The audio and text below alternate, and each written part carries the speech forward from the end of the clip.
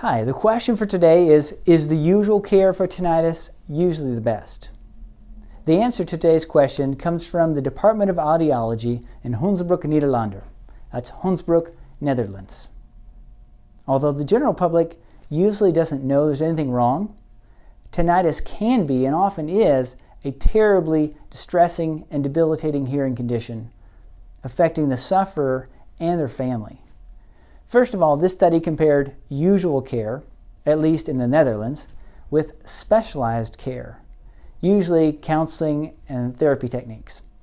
Additionally, this study sought to improve on these specialized care methods called TRT and CBT. That's tinnitus retraining therapy and cognitive behavioral therapy, by combining the best parts of both in what they call stepped care. Stepped care means knowing that they only give the amount of help that a person needs. Makes sense? That may sound obvious, but these researchers felt that some people got too little and some too much help. If you give everyone the same help, some people will have to do things that waste their time, and some of these people may drop out, thinking that it's a waste of time altogether. Now, others will not get enough help or information. Of course, these folks would not improve as much as they could, or at all, because they were not offered enough help.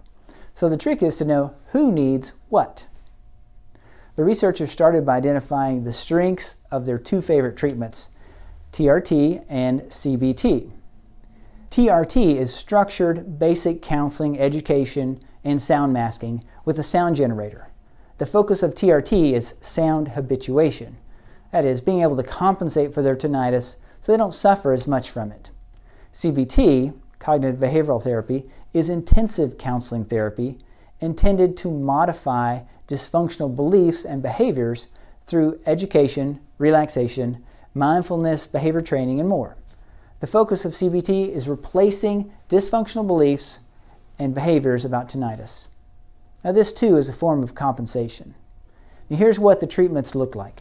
492 people with tinnitus, 247 of them received usual care, while 245 received this stepped CBT-TRT combo approach to care. So the usual care, at least in the Netherlands, looked like this. Stage 1, for mild to moderate tinnitus, they do an exam to see if the person needs a hearing aid. If they do, then getting them one and showing them how to use it. And stage 2, if their tinnitus is severe, referring them for counseling with a social worker. Now, what about the specialized stepped CBT-TRT combo approach? It also had two levels. Level 1, they got everything the usual care group got, plus providing sound generators for tinnitus masking if the patient specifically asked for it, and a little tinnitus-specific counseling using TRT and CBT, covering topics like what causes tinnitus and how to refocus your thoughts and attention to not think of this as something terrible. All right, level 2, if their tinnitus was more severe, they got more tinnitus-specific counseling using CBT techniques and as much group or personal counseling as they needed in applying those mental techniques. So the two groups, the usual care group and the specialized stepped CBT-TRT combo approach, both groups were reassessed at 3, 8, and 12 months. This is how their THI scores changed. By the way, for those who may not know, THI is Tinnitus Handicap Inventory, a measure of tinnitus suffering. So this is how the THI changed. For the usual care group, out of a possible 100 being the worst, they started at an average of 39, and then the scores went to 37, and then 34, and then stayed at 34 at 12 months. So that was a 13% improvement. The specialized stepped CBT-TRT combo approach group, they also started at 39 average and went to 34, and 29, and down to 27. That's a 31% improvement. Pretty good. So what can we use now? What can you use now from this study? Well, first, I think you should recognize that the approach that is most common is not what is most helpful. Now, please don't take this as a criticism of audiologists or ENTs. They are and always will be the front line of defense and offense for tinnitus sufferers. They just need some assistance.